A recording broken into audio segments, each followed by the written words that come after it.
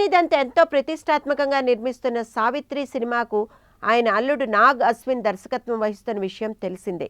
అయితే ఈయన ఎవడే సుబ్రహ్మణ్యం సినిమాతో తానేంటో నిరూపించుకున్నాడు. ప్రస్తుతం చేస్తున్న సావిత్రి సినిమాకు మొదట్లో విద్యా బాలన్ అనుకున్నారట.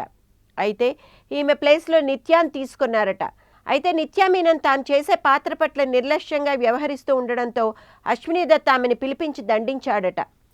మహానటి సావిత్రి జీవితంపై తీస్తున్న సినిమాలో ఆమె పాత్రలో జీవించాలని సూచించాడట.